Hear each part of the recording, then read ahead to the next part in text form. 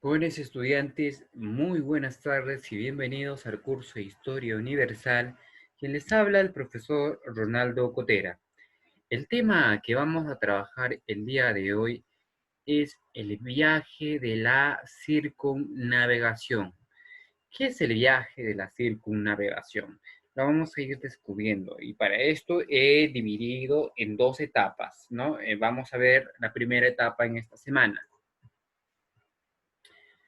Vamos a encontrar en la primera etapa a Fernando de Magallanes. ¿Quién es este señor y cuál es la importancia? ¿Por qué es tan importante? Y nos va a permitir conocer un poco más sobre los viajes que se dieron, ¿no? Fernando de Magallanes era pues un personaje o era un expedicionario portugués que estaba pues al mando de unos 250 hombres que partieron junto a él en 5 naves el 20 de septiembre de 1519 desde Sanlúcar de Barrameda, aquí en un óleo sobre tabla anónimo en el siglo 16, la Real Academia de Bellas Artes de San Bernardo, Madrid, ¿no? Entonces, Fernando de Magallanes, pues, era un expedicionario. Recordaremos nosotros que este viaje se da después de haber descubierto eh, lo que vendría a ser el continente americano, ¿no? El nuevo mundo. Entonces, Magallanes pues quería comprobar efectivamente la teoría que se venía circulando de que el mundo era redondo. Entonces va a utilizar una serie de estrategias. Al igual que Cristóbal Colón, Magallanes no logra completar o fallece en el trayecto, ¿no? Y lo vamos a ir descubriendo en esta clase. Otro personaje que está dentro de los viajes de la circunnavegación viene a ser Juan Sebastián Elcano, ¿no?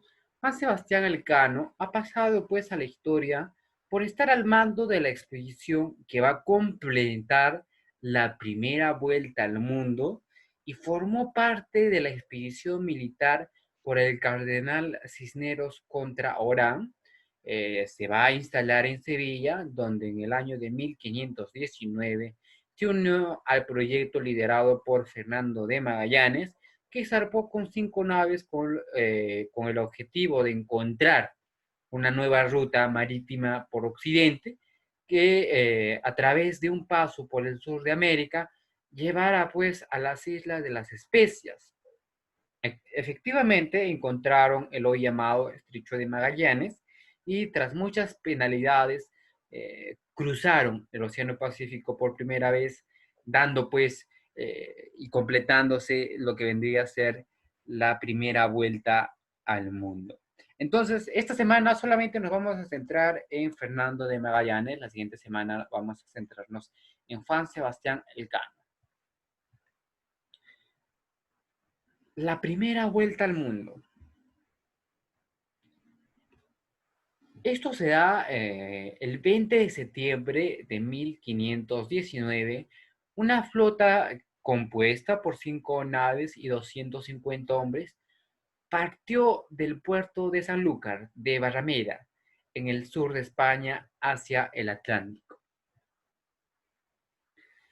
Al mando del buque insignia, la nao Trinidad, estaba pues el capitán Fernando de Magallanes. Fernando de Magallanes era pues un aventurero que quería saber un poco más del mundo, ¿no? Es lo que debemos tener en cuenta.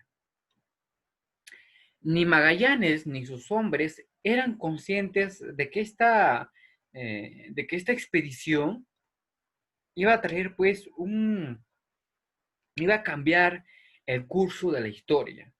Sin saberlo, se convertiría en los primeros hombres en dar la vuelta al mundo. Es por eso que nos habla de la primera vuelta al mundo.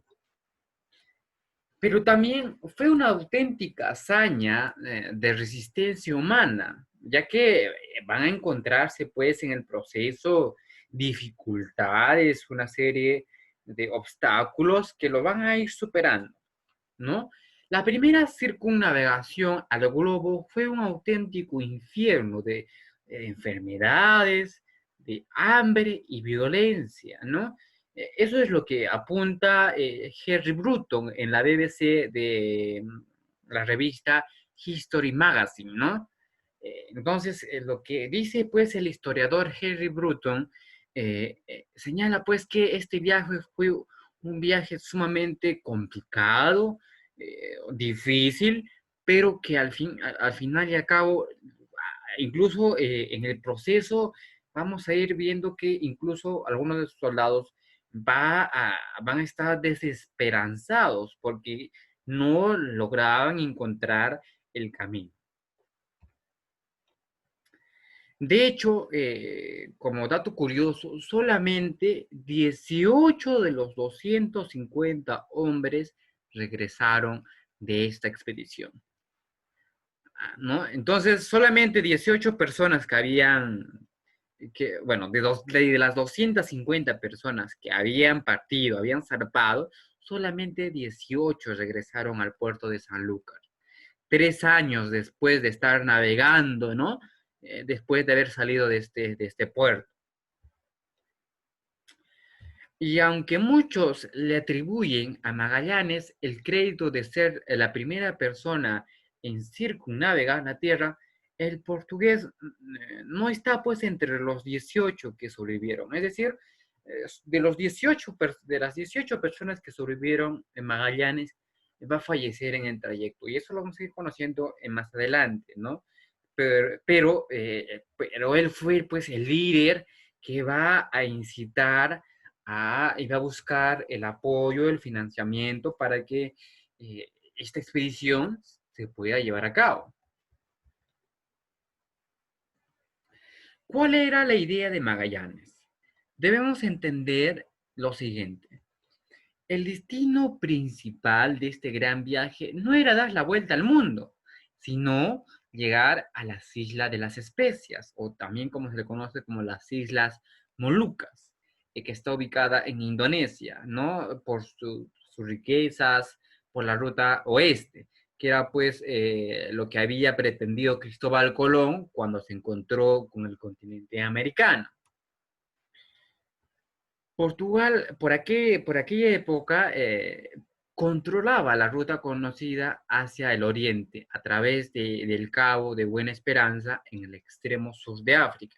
Entonces, Portugal, pues, de alguna u otra forma, no va a permitir. Entonces, Magallanes va a idear una nueva estrategia, un nuevo plan, ¿no? Para poder hacer escoger otra ruta, ¿no? Después de examinar mapas y globos, Magallanes va a llegar pues a una conclusión sumamente sorprendente.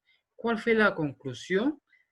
Creía Magallanes que podría llegar a la región mucho más rápido viajando en la dirección opuesta alrededor de la punta de América del Sur a través del recién descubierto Océano Pacífico y hasta las islas productoras de especias, ¿no? En el archipiélago indonesio.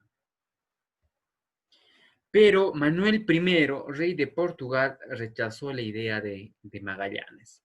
Es decir, que Magallanes, y justamente por eso es que hay una disputa, ¿no? Porque algunos historiadores dicen pues que Magallanes era, bueno, efectivamente era portugués, pero una vez que su idea fue rechazada, él va a ir a solicitar a la corona española a que le financien su proyecto, ¿no? Entonces hay una disputa entre varios historiadores que dicen, pues, que el primer hombre en haber dado o haber hecho esta expedición fue un portugués y no un español, ¿no? Pero debemos tener en cuenta que Magallanes, enfadado porque habían rechazado su propuesta, se va a España y creo que se nacionaliza como español.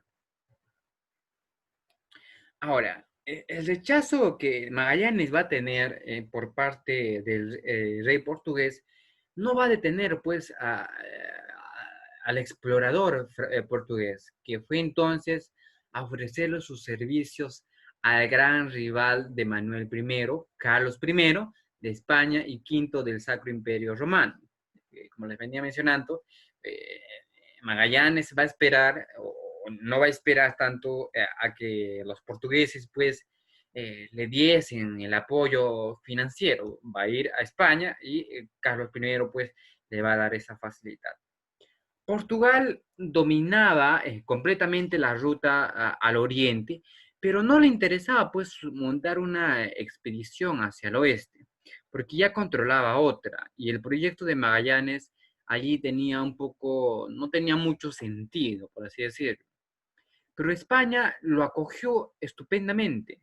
Bueno, eso es lo que explica en la BBC Mundo el historiador Braulio Vázquez, ¿no? El archivero del Archivo General de las Indias en Sevilla.